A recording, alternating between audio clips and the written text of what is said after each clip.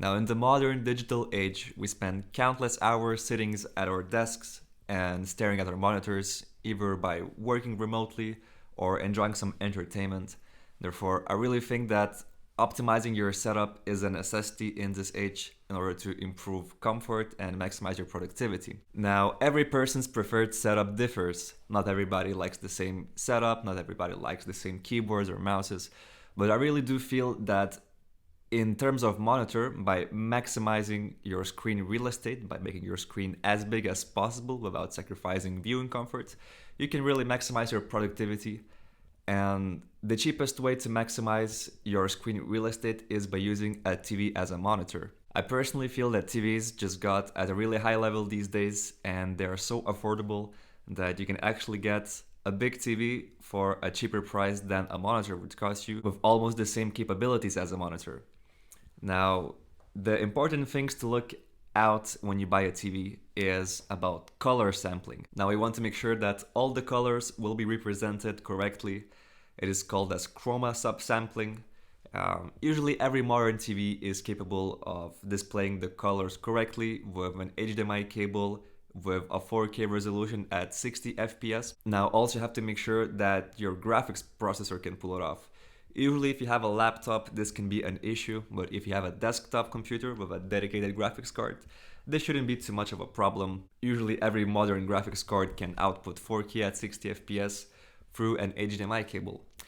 Now, one important feature you have to make sure that is available on your TV when you choose one is low latency mode. Now, not every TV has it, but it's a really important feature to have while you're using it as a monitor, because you want to make sure that there's no delay when you input, numbers or, letters with your keyboard or when you're moving your mouse. Now, sometimes even if the TV has the feature, it's a little bit hidden in the settings. So you have to make sure that your HDMI profile is selected to PC. If it's not available as PC, you have to just add a new profile and enter PC. And you have to make sure that some kind of low latency mode is turned on. Now, every modern TV advertises itself as some kind of gameplay compatible TV. It's usually because people connect Xboxes or PlayStations to a TV, and the TV adapts to the hardware and make sure that the inputs are of low latency and you can enjoy your gaming experience. But you have to also make sure that this setting is available when you connect an PC through the HDMI cable. Now, once you sorted out your TV, that it supports all the color sampling and the low latency mode, another thing that's left is just the peripheral devices. And I do believe that having a nice peripheral devices really improves the quality of you interacting with your computer. I would really recommend for everybody to get some kind of gaming mouse, even if you're not gaming, even if you're just using it for regular office work, because gaming mouses have a lower latency and a high refresh rate. Usual office mouses have a 125 Hz refresh rate, so they refresh 125 times per second, and the usual gaming mouse refreshes at 1,000 times per second. So even the cheapest gaming mouse will do a perfect job for you to notice the more smoother experience while using it on your PC. Now, in terms of keyboard, this is really a personal preference. Just try a bunch of keyboards and see what you like to type in on the most, what kind of keyboard gives you the most words per minute and the most comfort for your wrist.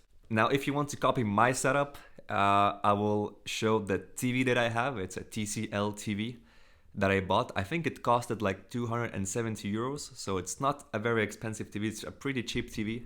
It supports all the color sampling and the low latency mode, of course. Then the keyboard that I use is a Magic Keyboard 2 from Apple. It's just my keyboard of preference in terms of looks and ergonomics, and I just like this keyboard a lot. That's why I use it, but this is very personal preference. I used the full keyboard before, 100% keyboard with all the numpad and the arrow keys, and the thing I really found annoying with those keyboards is that they're not centered. So if you try to center the keyboard in the middle of your desk, the actual typing area will be a little bit on the left.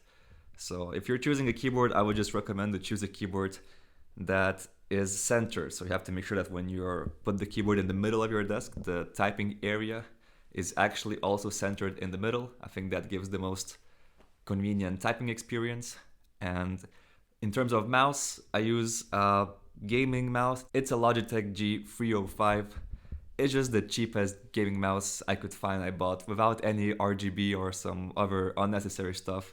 I really hate RGB. I just wanted to have some kind of mouse that lasts for a long time wirelessly and doesn't have any lights or cables, or just looks very minimalistic, doesn't look too flashy, not to disturb me from my work.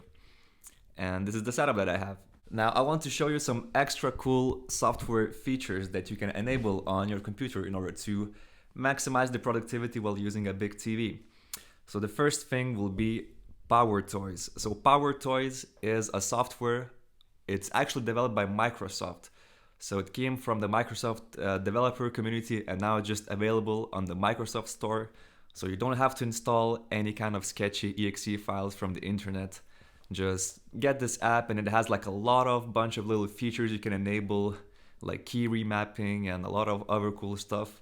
But what we are interested in, it's an app called Fancy Zones.